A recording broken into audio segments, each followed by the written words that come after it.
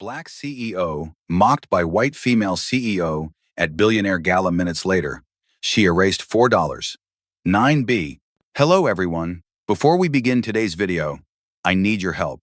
We've noticed that the channel is losing traction, and subscribing is one of the best ways you can help us. It's quick, free, and allows us to continue bringing you great content. Your support means everything. Let's keep this channel growing collectively.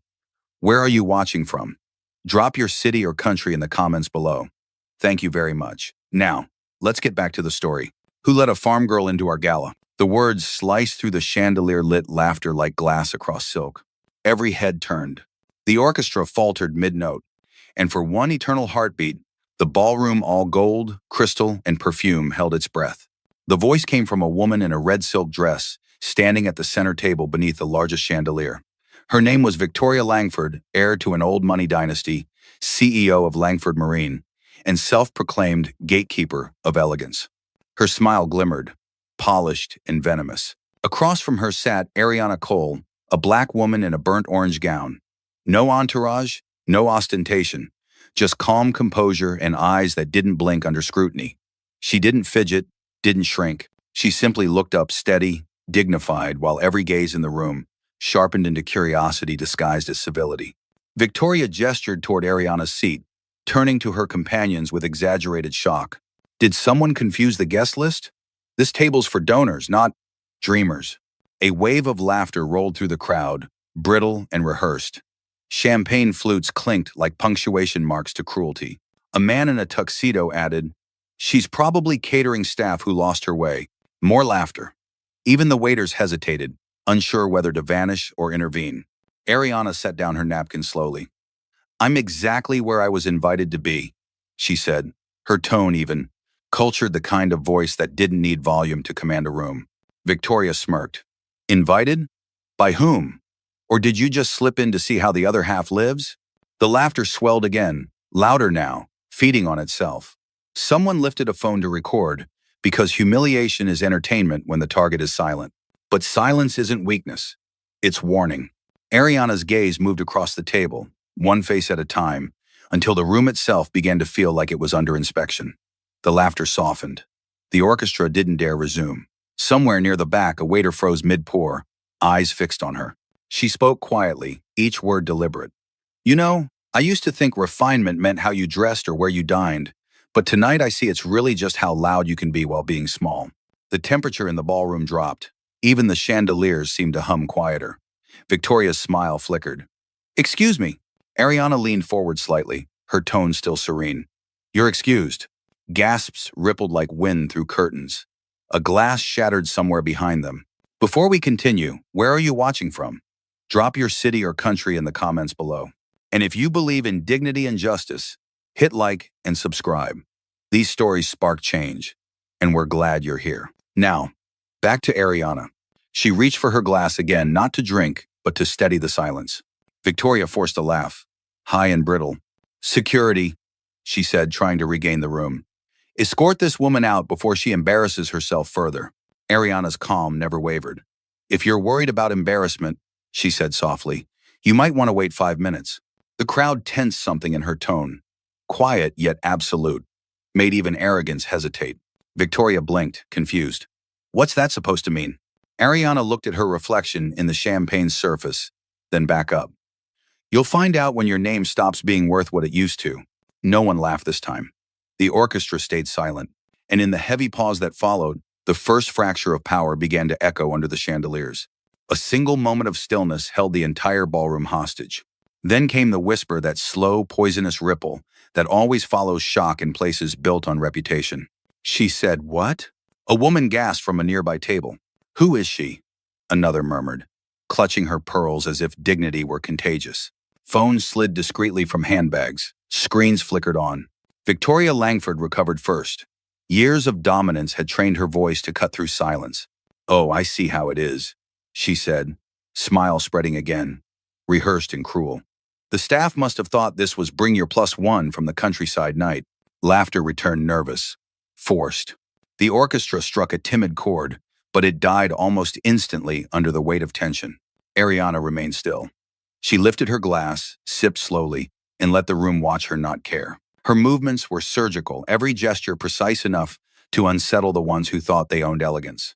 Victoria leaned forward, her words a blade wrapped in perfume.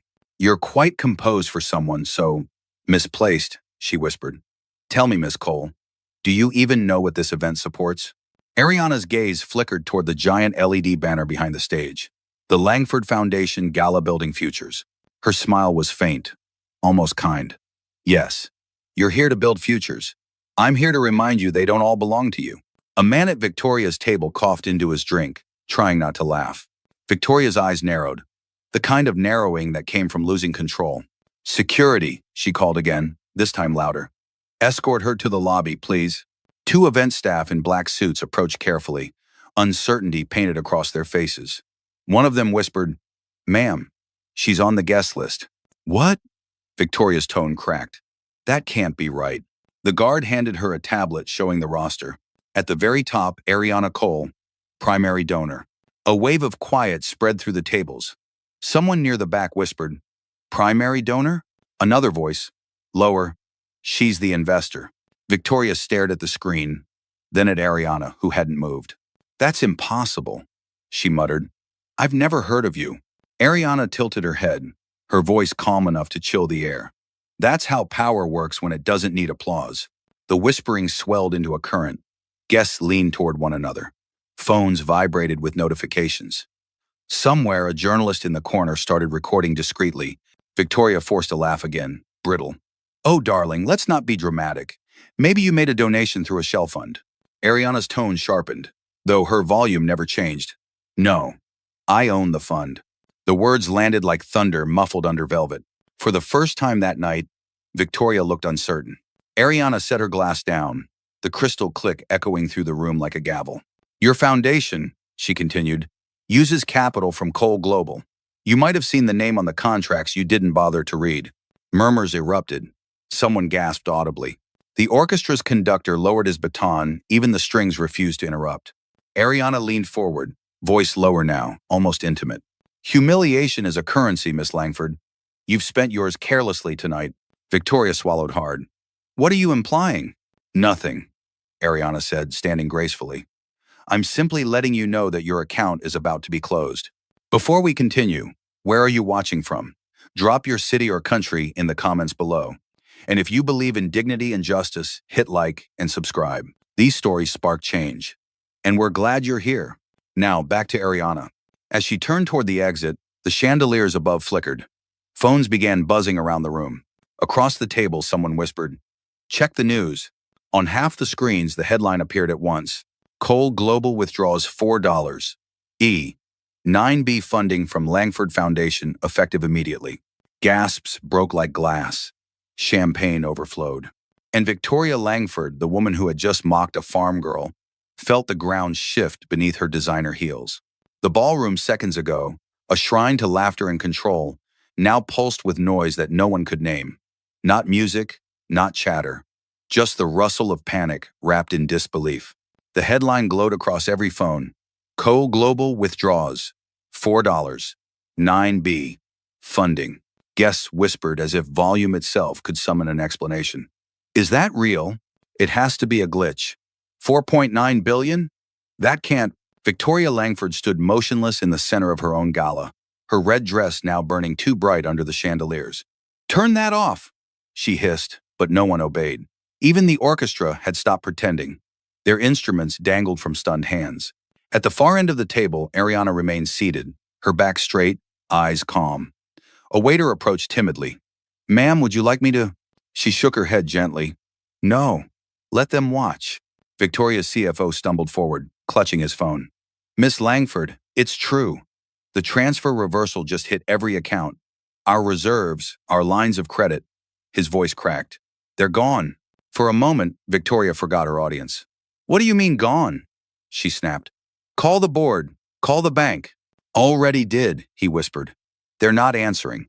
The more Bing, and for mass cider, Ariana's gaze lifted toward the massive LED banner above the stage, still glowing with Langford's logo and slogan, "Building Futures." She exhaled softly. "Some futures," she murmured, "aren't meant to be built on arrogance." Gasps rippled through the crowd. Phones flashed again, this time recording her, not mocking her. The power of the lens had shifted. Victoria rounded on her. "You planned this," she said, her voice trembling under the weight of accusation. "You came here to humiliate me." Ariana turned, her expression unreadable. "No," she said evenly. "You did that yourself. I just turned on the lights." The chandeliers above flickered, as if taking her cue. For a heartbeat, the whole room was bathed in white brilliance, then dimmed into a softer, colder hue. The whispers swelled into a tide. "She owns the fund? 4.9 billion, gone overnight. Langford's finished. It good." Each murmur was another nail sealing a legacy shut. Victoria tried to regain composure, her laugh trembling like glass. "You think this makes you powerful?" Ariana rose slowly, her gown catching the fractured light. "No," she said. "It makes me honest." She looked around the room, her voice carrying not through volume, but clarity. "Power doesn't come from who's invited to the table. It comes from who can afford to walk away." Silence followed. No rebuttals, no laughter, just the sound of realization settling heavy as dust. Before we continue, where are you watching from? Drop your city or country in the comments below. And if you believe in dignity and justice, hit like and subscribe. These stories spark change, and we're glad you're here. Now, back to Ariana. The ballroom doors opened behind her, revealing a narrow corridor of light. Reporters already tipped by the alert stood outside, cameras flashing. The scent of panic mixed with perfume and spilled champagne. Victoria's father, seated near the stage, rose halfway, his face pale. "Ariana, wait, this can't be undone." She paused, met his gaze, and said quietly, "Neither can contempt." Then she turned, stepping into the light. The doors closed behind her with the soft finality of a gavel. Inside, the gala began to unravel. Guests stood, murmuring apologies to no one. The orchestra packed their instruments. The flowers wilted under the heat of the lights. And in the center of it all, Victoria Langford sank into her chair, surrounded by luxury that suddenly looked like evidence. Somewhere outside, the night wind stirred through the city streets, carrying a single headline across every screen. Ariana Cole restructures Langford Empire Compassion Funds to replace legacy accounts. The collapse wasn't chaos. It was correction. Outside the ballroom, the night air was sharp and clean, slicing through the perfume and panic she'd left behind. Flashbulbs exploded as Ariana stepped into the marble foyer. But she didn't flinch. Cameras barked her name. "Miss Cole, is the $4.9b withdrawal real?" Yet her heels struck the floor with quiet certainty, each step punctuating composure. Her driver, Lewis, opened the back door of the black Maybach, waiting at the curb. "Straight to headquarters, ma'am." She nodded once, eyes still fixed on the golden reflections dancing across the hotel's glass facade. Inside, she could almost hear the echo of her own restraint. Every word she hadn't said, every insult she'd chosen to outlive instead of outshout. The car pulled into traffic. The city stretched before her, towers of glass and light, half of them funded or powered by Coal Global. She remembered the first building she ever entered as an intern. Concrete walls, broken elevators, coffee machines that coughed more than brewed. She had studied every crack in that lobby like a map. Tonight, she owned the skyline that once rejected her. Her phone vibrated. Rachel, her chief financial officer, appeared on screen. "Everything's stabilized," Rachel said briskly. "The recall hit their accounts at 9:42. Media's already confirmed the transfer. The board's asking if you want to issue a statement." Ariana looked out the window, her reflection layered over the city. "No statement. Silence will be louder."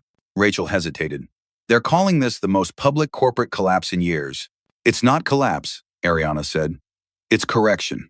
For a moment, neither spoke. The only sound was the rhythm of tires slicing through wet pavement. Then Rachel asked quietly, "Do you think they know who you really are now?" Ariana smiled faintly, the kind of smile that belonged to someone who had already counted every consequence. "No, they only know what I own, not what I endured." The car turned into a private garage beneath a tower of black steel Coal Global headquarters. The elevator doors opened with a soft chime, greeting her with white light and panoramic glass walls overlooking the river. The city glittered below, but the office was silent, purposefully so. Power doesn't shout here. It listens. "Good evening, Miss Cole," the AI assistant's voice greeted softly. "Evening, Nova. Pull up the Langford file." A holographic web unfolded mid-air, crimson lines linking subsidiaries, banks, shell holdings. "Show remaining assets." "Processing. Remaining value. Negligible." Estimated insolvency, 48 hours. Ariana studied the projection, her expression unreadable. Divert recovered funds to the Harbor Light Initiative, she said. Confirmed. Amount, $4.9 billion.